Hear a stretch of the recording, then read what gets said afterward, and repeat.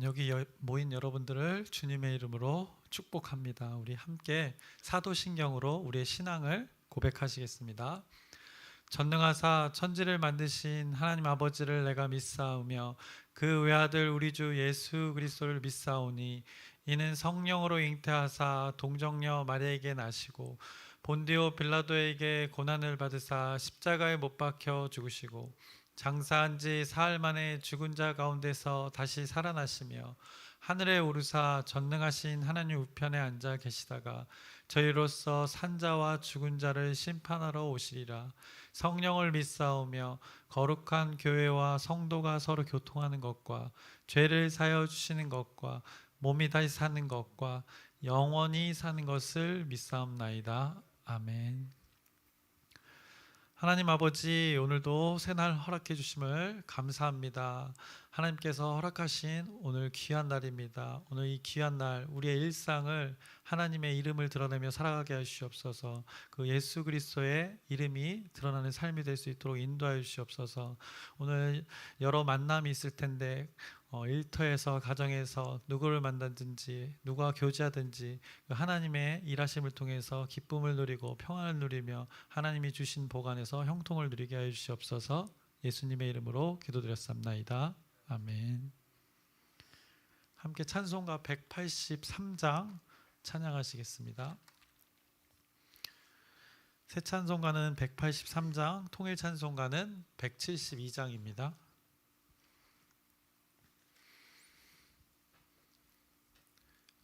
빈들의 마른 풀같이 시들은 나의 영혼 주님이 약속한 성령 간절히 기다리네. 가물어 메마른 땅에 단비를 내리시듯 성령의 단비를 부어 새 생명 주옵소서. 반가운 빗소리 들려 산천이 춤을 추네. 봄비로 내리는 성령 내게도 주옵소서. 가물어 메마른 땅에 단비를 내리시듯 성령의 단비를 부어 새 생명 주옵소서. 절 따라 우로를 내려 조목이 무성하니 갈급한 내 심령 위에 성령을 부으소서. 가물어 메마른 땅에 단비를 내리시듯 성령의 단비를 부어 새 생명 주옵소서. 참되신 사랑의 언약 어길 수 있사오랴. 오늘의 흡족한 은혜 주실 줄 믿습니다. 가물어 메마른 땅에 단비를 내리시듯 성령의 단비를 부어 새 생명 주옵소서. 아멘.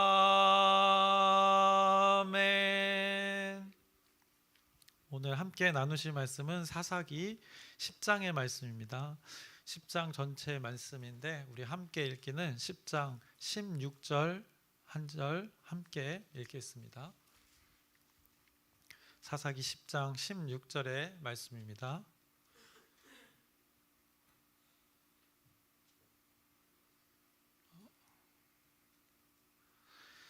함께 읽겠습니다. 자기 가운데서 이방 신들을 제하여 버리고 여호와를 섬김에 여호와께서 이스라엘 곤고로 말미암아 마음에 근심하시니라. 아멘. 오늘은 사사기 10장의 이제 말씀을 나누겠습니다. 10장에서는 이제 사사 두 명이 나옵니다. 바로 돌라와 야일이라는 사사가 등장합니다. 근데 10장은 길이도 굉장히 짧을 뿐더러 이 둘 사사에 대한 내용이 거의 없습니다.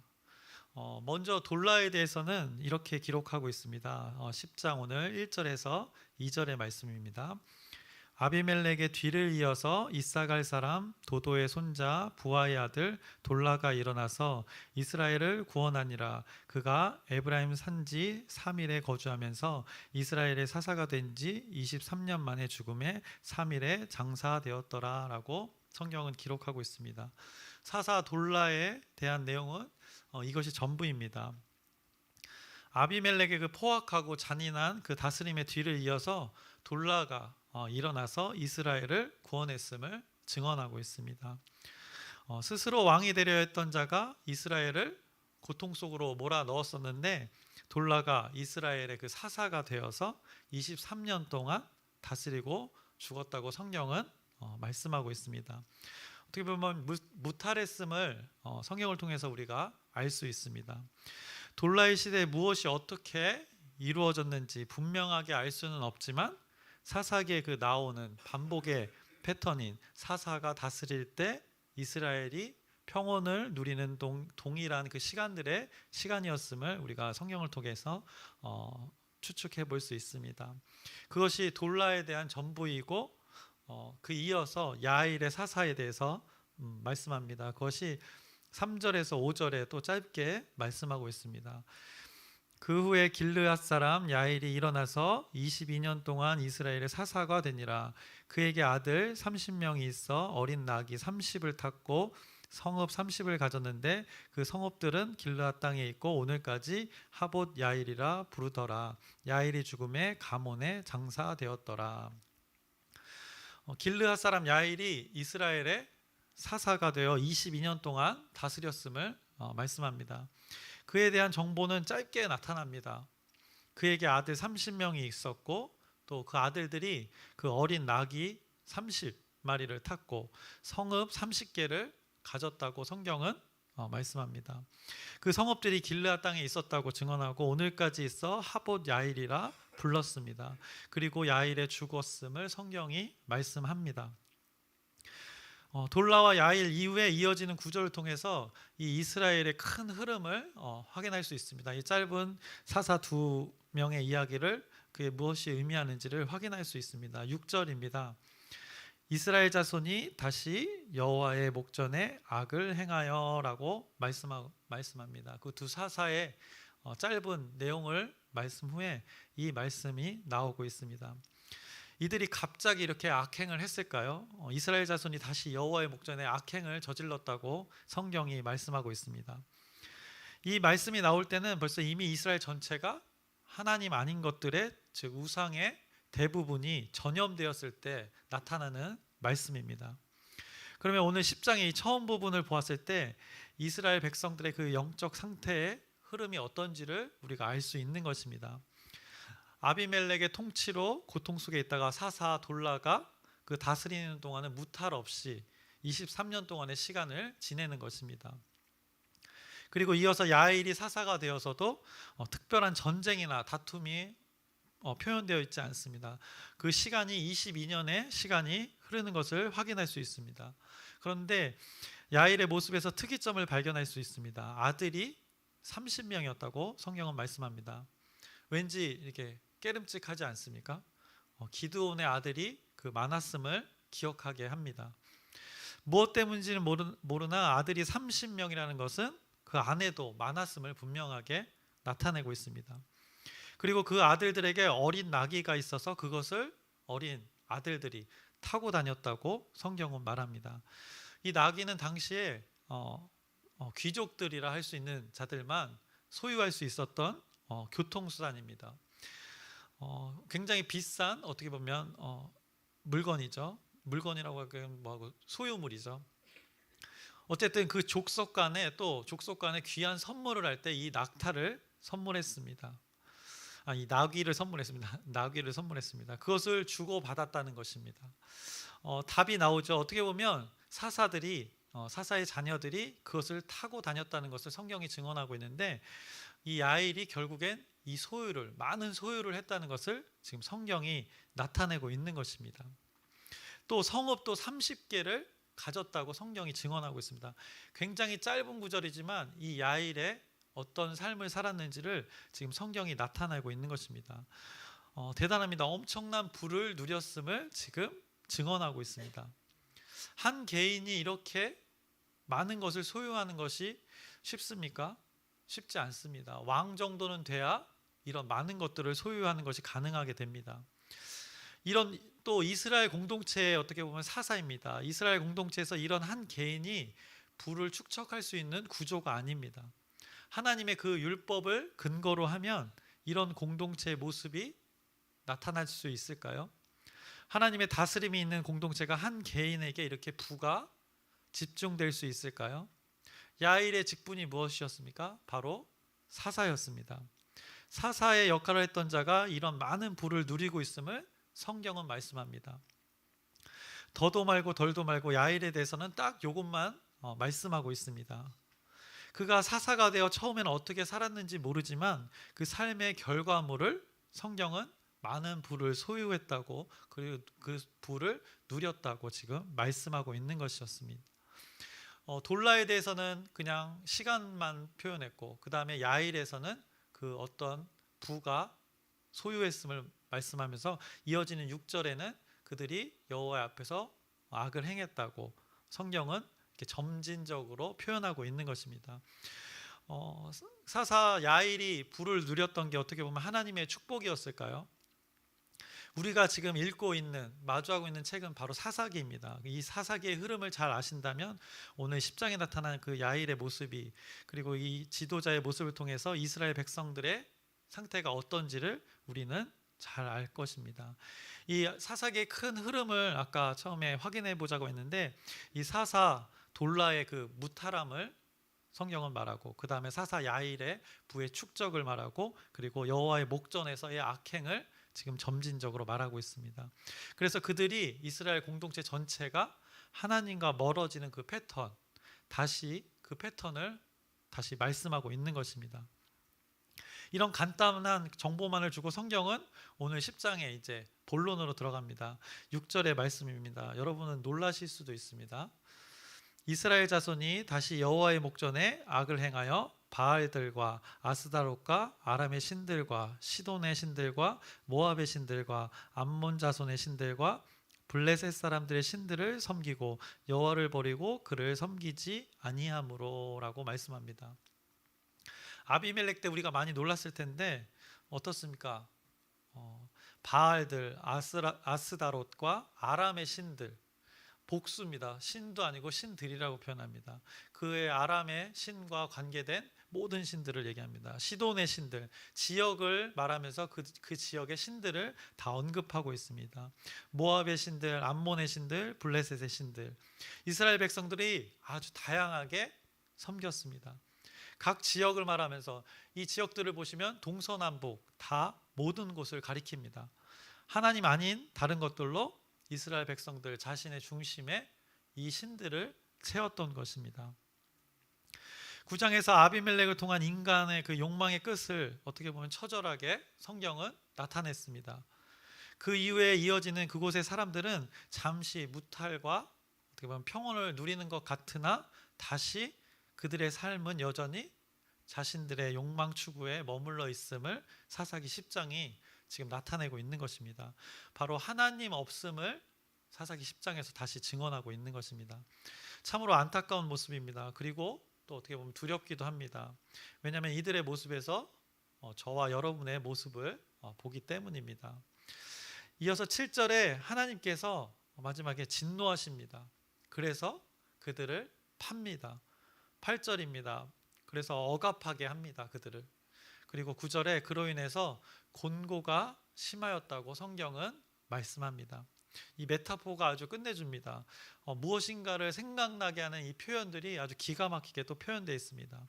진노하십니다. 그 가운데 파셨다고 표현했고, 억압했다고 표현했고, 또 곤고가 심하였다고 표현합니다. 이들의 삶이 어디로 다시 돌아갔다고 성경은 또 표현하는 것입니까? 지난번에도 우리가 잠깐 나누었지만 팔림을 당하고 억압을 당하고 곤고가 심한 곳, 바로 애굽의 삶을 성경이 다시 말씀하는 것입니다. 애굽의 땅에서 축복의 땅으로 이끌어냈음에도 그들이 다시 그 실제 축복의 땅에서 애굽의 삶을 살고 있다고 성경은 증언하고 있는 것입니다. 그 하나님 없음으로 인해서 이들이 그렇게 살아감을 말씀하고 있습니다. 하나님이라는 존재는 이들에게서 눈꽃만큼도 지금 찾아볼 수 없습니다. 그들에게는 온 사방, 팔방에 이방신들로 가득 차 있다고 지금 성경은 말하고 있습니다. 그래서 그들이 고통 가운데 있습니다. 하나님 없음을 통해서 그들의 삶이 고통 그 자체임을 말씀하고 있습니다. 이 고통 속에 10절에 이렇게 고백합니다. 이스라엘 자손이 여호와께 부르짖어 이르되 우리가 우리 하나님을 버리고 바알들을 섬김으로 주께 범죄하였나이다 하니라고 자신들의 그 죄 범죄함을 고백합니다. 여기까지는 기본적인 그 이스라엘 백성들의 같은 패턴입니다. 이에 여호와 하나님께서 말씀하십니다. 11절부터 14절까지 제가 읽겠습니다.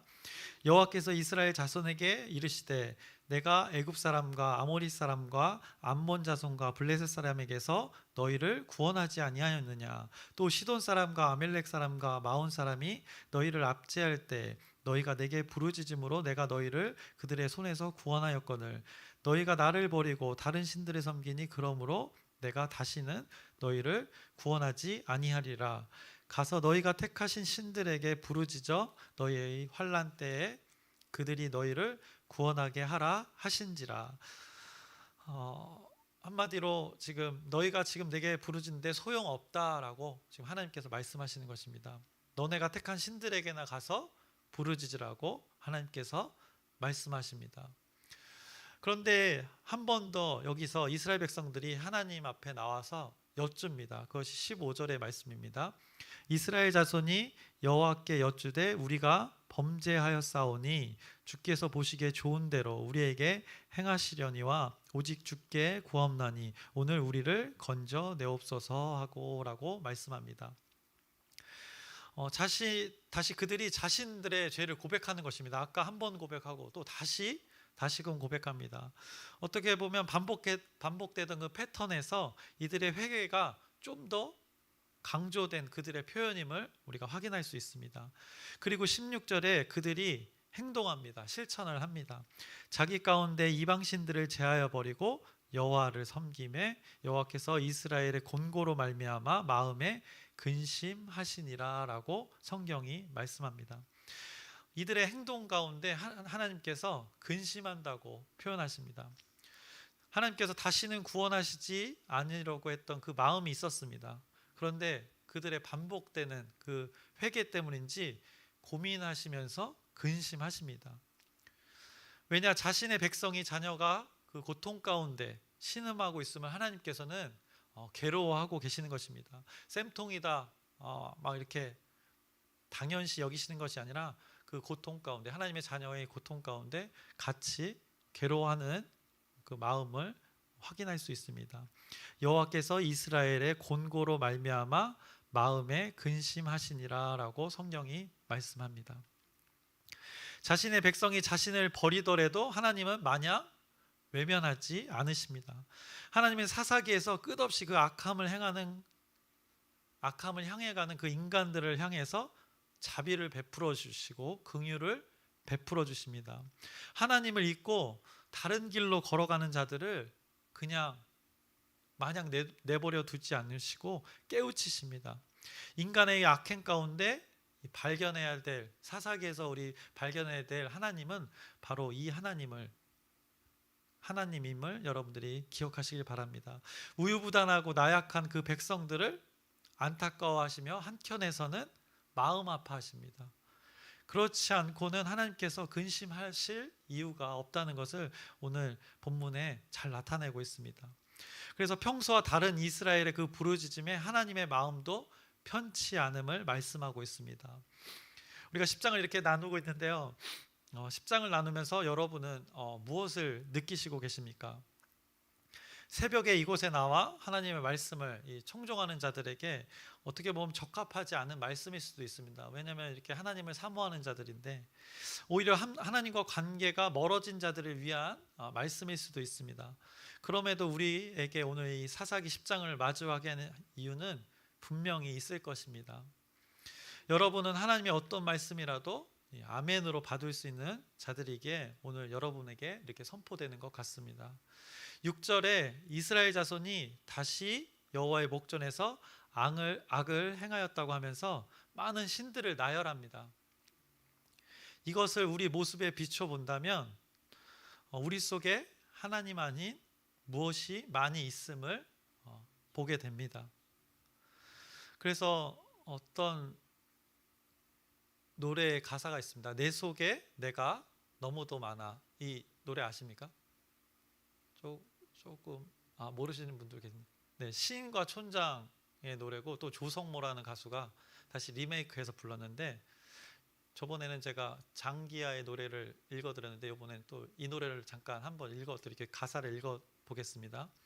내 속엔 내가 너무도 많아 당신의 쉴 곳이 없네. 내 속엔 헛된 바램들로 당신의 편할 곳 없네. 내 속엔 내가 어쩔 수 없는 어둠 당신의 쉴 자리를 뺏고 내 속엔 내가 이길 수 없는 슬픔 무성한 가시나무 숲 같네. 바람만 불면 그 메마른 가지 서로 부대끼며 울어대고 쉴 곳을 찾아 지쳐 날아온 어린 새들도 가시에 찔려 날아가고 바람만 불면 외롭고 또 괴로워 슬픈 노래를 부르던 날이 많았는데 내 속엔 내가 너무도 많아서 당신의 쉴 곳 없네. 여러분 안에 내가 바라는 나의 많은 요구와 바람들이 있죠. 그 바람과 원함의 모습들이 나 자신만을 위한 그 나가 아닌지 생각해 보시길 바랍니다. 내 속에 내가 너무도 많다는 것은 누군가 나의 자리에 함께하고 싶은데 같이 할 수 없음을 안타까움으로 표현한 것입니다. 하나님이 여러분과 함께 하고 싶어 하십니다. 여러분 곁에 머물기를 원하십니다. 그런데 우리의 마음속에 내 속에 그가 쉴 자리 하나 없음을 어떻게 보면 표현하는 것입니다. 내 속에 내가 원하는 것이 너무 많이 자리 잡고 있어서 우리 주님이 쉴 곳 하나 없습니다. 내 안에서 일하실 그분의 자리가 없음을 또 우리 오늘 사사기를 통해서 우리에게 지금 말씀해 주고 계십니다. 내 속에 내가 주인 되어 수많은 것들이 자리 잡아 하나님이 앉을 자리 하나 없습니다. 심지어 그분이 쉬어갈 자리조차 내어드리지 못하는 우리의 복잡하고 분주한 마음들입니다. 여러분 모두에게 적용되지 않을 수 있습니다. 이 새벽에 날마다 하나님의 뜻을 구하는 자들인데 오늘 10장에서 말하는 여호와의 목전에서 악행하는 자들과 여러분들이 분명히 다를 수 있지만 오늘 말씀을 통해서 우리의 내면 깊은 곳을 한번 들여다보시길 바랍니다. 우리의 생각 깊은 곳을 이 말씀에 비추어 들여다보시길 바랍니다. 내가 추구하는 바가 하나님의 것인가? 내가 추구하는 이상과 내가 추구하는 이 현실이 하나님의 뜻의 하나가 되고 있는가? 더욱이 하나님이 우리에게 원하시는 바 그 하나님의 뜻이 나의 이상과 나의 바람과 동일한가? 그 바람과 그 이상이 나의 일상 가운데 실현되어지고 있는가? 이 모든 것의 시작은 그 자리에 누가 자리 잡고 있는가? 이 질문에서 시작됩니다. 그래서 오늘도 저는 질문으로 설교를 마치려고 합니다. 여러분 운전들 다 해보셨죠? 이제 연로하신 분은 안 해보셨을 수도 있는데 운전이 또 쉬운 분들도 있고 쉽지 않은 분들도 계실 텐데 이 자동차는 운전자의 판단에 따라 핸들을 돌리는 대로 그 차의 방향이 결정됩니다. 우리의 삶도 마찬가지입니다. 우리의 삶의 방향은 운전하는 자의 판단에 따라 결정되어집니다. 그래서 질문해 봅니다. 여러분의 삶의 핸들은 누가 잡고 계십니까? 주님이 여러분의 삶 가운데 그 핸들을 잡으시고 여러분을 자비의 자리, 또 긍휼의 자리, 은혜의 자리로 이끄시길 주님의 이름으로 축원합니다. 기도하시겠습니다. 하나님 아버지, 오늘 우리의 삶 가운데 우리 주어진 날들 가운데 그 주인의 자리를 내어드립니다. 이스라엘 백성들이 그 자리를 내어주지 못하여 곤고하였다고 성경은 말씀합니다. 우리가 이런 전철을 밟지 않길 원합니다. 우리에게 계시해 주신 이 말씀을 통해서 우리의 삶을, 오늘 우리의 주어진 삶을 내어드리기 원합니다. 주님께서 우리의 삶을 주관하여 주시옵시고 인도하여 주시옵소서. 예수님의 이름으로 기도드렸사옵나이다. 아멘. 하늘에 계신 우리 아버지여, 이름이 거룩히 여김을 받으시오며 나라의 마옵시며 뜻이 하늘에서 이루어진 것 같이 땅에서도 이루어지이다. 오늘날 우리에게 일용할 양식을 주옵시고 우리가 우리에게 죄 지은 자를 사하여 준 것 같이 우리의 죄를 사하여 주옵시고 우리를 시험에 들게 하지 마옵시며 다만 악에서 구하옵소서. 나라와 권세와 영광이 아버지께 영원히 있사옵나이다. 아멘. 우리 함께 기도 제목 나누겠습니다. 다음 주에 있을 그 침례교우 총회를 위해서 여러분의 중보기도 부탁드립니다. 그리고 열린 전도와 무교 전도를 위해서도 여러분의 기도 부탁드립니다. 천하보다 그 귀한 그 영혼들을 위해서 우리가 물심양면으로 다가가는데 가장 필요한 것은 그들을 위한 기도입니다. 그 영혼들이 하나님을 만나는 계기가 되기를, 시간들이 되어지기를 여러분의 기도 부탁드립니다. 그리고 우리의 지체들을 위해서 기도했으면 좋겠습니다. 각 목장들, 그리고 각 사역구, 또 각 부서들, 어린아이부터 어르신에 이르기까지 또 어려움에 있는 자도 있고 기쁨을 누리는 자도 있고 다양합니다. 그 가운데 우리 하나님 한 분으로 인해서 서로가 서로를 의지했으면 좋겠습니다. 슬픔 가운데 있는 자를 기쁨으로 바꾸시는 그 하나님을 경험하기를 여러분들이 소망하고, 또 기쁨 가운데 있는 자는 슬픔에 있는 자들과 동참하여서 위로함으로 우리 모두가 하나 되는 이 광명중앙 공동체가 되었으면 좋겠습니다. 이 동일한 은혜가 이렇게 함께 기도하시는 여러분에게도 있기를 바라면서 각자의 기도 제목을 하나님께 아뢰며 주님의 이름을 크게 한번 부르짖고 함께 기도하시겠습니다.